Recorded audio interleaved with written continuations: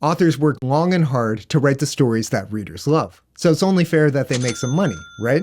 On a platform like Quibble, how does that work? What are the terms? Let's take a look at their monetization program, and I'll share what I learned from a recent AMA with their team. For those of you unfamiliar with Quibble, this video I made goes into greater detail. But long story short, it's a web fiction platform focused on providing AI-free content. They're a bit more selective than competitors like Wattpad or Royal Road, where I currently post. The Quibble team recently released the details of their monetization policy, and I was very excited to check it out. They summed up everything nicely in this Reddit post, reiterating that their avoidance of AI is comprehensive. Not only will the works published on the platform be AI-free, but they promise to protect those works from being used to train AI models. This is true even if Quibble's ownership changes hands. They've also updated their publishing terms. I'm going to go into this in greater detail later. For now, I'd like to focus on their monetization policy.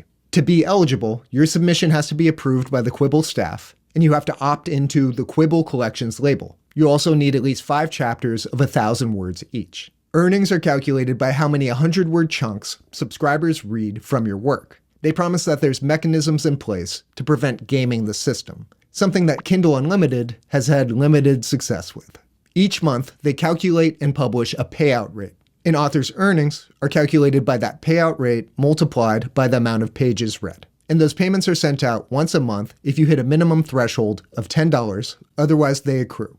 The monthly published payout rates will be calculated by things like number of subscribers, that's for the entire platform, not the author, number of published works, number of words read, etc. They're not going to disclose exactly how the payout rates are calculated, but once they reach 500 authors, they're going to hire an independent third party to audit. At the time of the AMA earlier this month, the Quibble team said that they currently had 21 eligible authors, but that many more are going to be approved soon. Because it's always worth reading the fine print, let's take a look at the exact terms. These are as of April 24th, 2026. Much like with their publishing terms, they have a nice glossary at the top to prevent ambiguity. In respect to eligibility, you must have a work published under the Quibble Collection label. It must meet the minimum content threshold, which currently is 5 chapters of 1,000 plus words each. Your account must be in good standing without a suspension or policy violation. This part's important. You need a valid payout account. Depending where you are in the world, that could be a factor. I'll expand upon that in a minute. You also must be at least 18. And it's worth noting that eligibility does not guarantee participation. So then the next question is, what's a payout account? Quibble will have a designated payment provider. At the time of the AMA, they said it would be Stripe. I'd never heard of that platform, but it sounds like it's similar to Venmo, PayPal, Cash App, things of that nature. Where it becomes tricky is that certain countries may not be supported by the payment provider. But don't worry, if that's the case, your earnings will still accrue and Quibble will notify you when your country becomes supported. However, if 2 years pass and your country still isn't supported, Quibble has the right to suspend further accrual. You'll be notified if that's the case, and they'll still owe you those initial earnings. As I touched on before, revenue is calculated by reader engagement and the published rate applicable to the publishing label under which your work is published. The reason this language is important is currently there's only one label, but in the future there'll be more to choose from. So getting the sweetest publishing rate might be dependent on your label. Quibble reserves the right to exclude activity that they can reasonably determine is fraudulent. Also of importance, especially during the early stages of this platform's growth, is that the activity of free trials will not count towards revenue. That part of the policy might change in the future. And reader engagement is tracked once you're part of this program. It's only retroactive this month. Once again, published rate is calculated monthly and it's multiplied against reader engagement. Here they specified that there'll be third-party audits if there's 500 active authors or they reach the threshold of $200,000 in Swiss francs. That's approximately $250,000 in US dollars. Especially early on, there's going to be a lot of fluctuation in these payout rates. Quibble is a subscription-based platform, and they promise to dedicate the majority of that revenue to author payouts. So how much does Quibble cost? It's going to vary from country to country, but in the US, it's $7 a month unless you pay annually, in which case it's $5.75. Payouts occur on a monthly cycle. Essentially, the activity of 1 month is paid a month later. There's a minimum payout threshold of 10 Swiss francs, and they can adjust that minimum threshold with 30 days of advance notice. The monthly payout comes with a statement, and authors have 60 calendar days to dispute a statement. Taxes are the individual author's responsibility, which makes sense given the international nature of this. Now let's get into the spicy stuff: suspension and termination. You can withdraw from the monetization program at any time, but that is not a removal notice for your fiction. That requires a separate process, which is detailed in the publishing terms. Once they've received a valid withdrawal notice, any accrued balance that exceeds the threshold will be paid out the next month. Amounts below the threshold are paid out within 60 days. If your participation is terminated by Quibble for violation of their policy, only earnings accrued prior to that breach will be dispersed. And removal of one work will not affect other works you have in this program. If Quibble changes these terms, they're obligated to notify you 30 days in advance. And if you don't accept those changes, you have to withdraw within that 30-day period. The last thing covered is a clause that says anything that's not covered here is in the publishing terms. So let's take a look at those. These were also updated on April 24th, 2026. As mentioned in the monetization eligibility, you need to be 18 to earn money, but you can publish on the platform if you're 13 or older. Clause 4.1 reaffirms that authors retain their copyright, which is great. Honestly, before the details of the monetization program came out, I was afraid that Quibble was going to do something like Web Novel, where they offer a terrible, terrible contract. That's just not the case. The terms are quite fair. Quibble doesn't claim exclusivity, and they can't use sub-licensees to commercially exploit your work. Web Novel. They've also cleaned up the language in Clause 4.5 concerning derivative works. Audiobooks, film, television, theatrical, merchandise, game, or any other adaptations are explicitly excluded. You'll love to see it.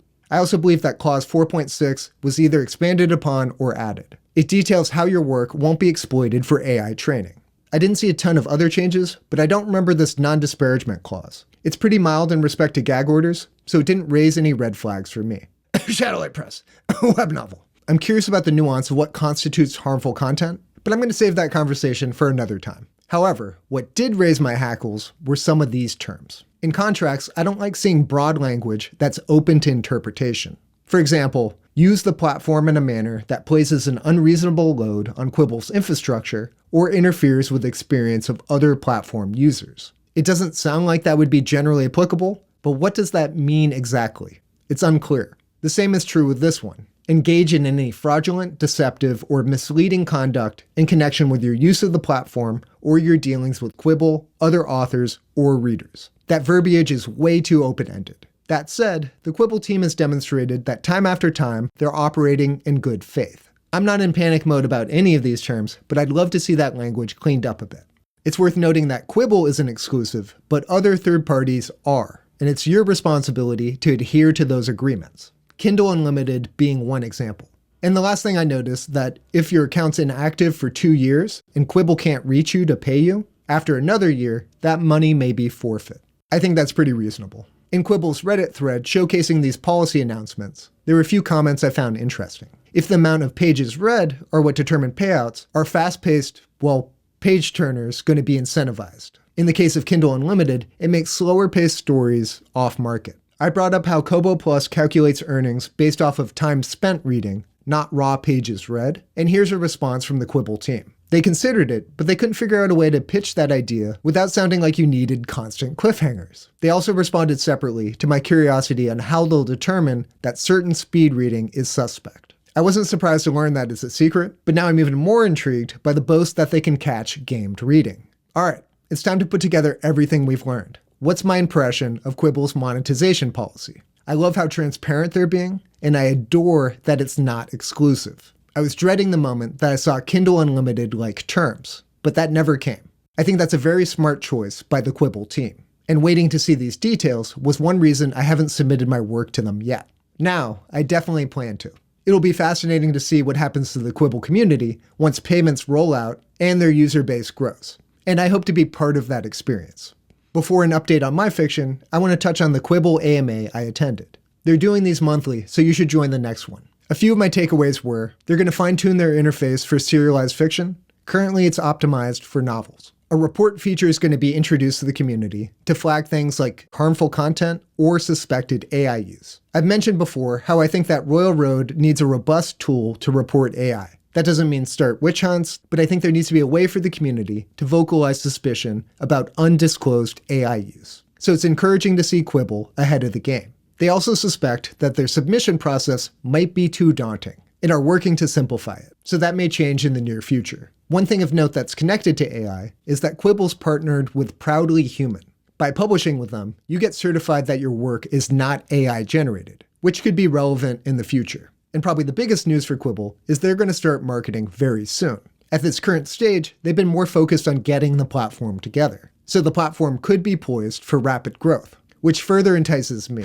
I'll keep you all posted on updates about Quibble, but for now, I have some updates of my own. It may look like I'm holding steady at 100 followers, but last week, disaster struck. I plummeted all the way back to 97. What caused this exodus? Who knows? Could be bots were banned, could be people who dislike the direction of the story, could be random, who knows? The important part is not to overreact. I'm not gonna lie, that felt bad, but I can't let external motivation be the only thing that's driving my momentum. I gotta believe, and I do. I've been hard at work on my third book, which is great because my second book is about to finish serializing. In fact, by the time this video comes out, the final chapter will have been released. That amount of progress is exciting, but it's also terrifying. I'm faced with a dilemma. Can I finish my third book in time to serialize it on the same schedule? Currently, I have a strong runway of about 12 chapters, which is a little less than a third of the book. But can I sustain that and deliver a satisfying conclusion to my story?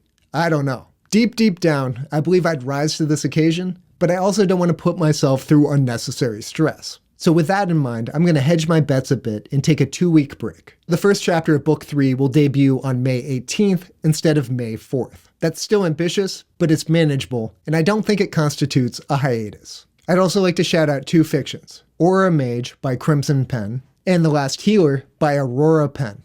Check them out. With that, Tambi and I hope you enjoyed this video. Did you like it?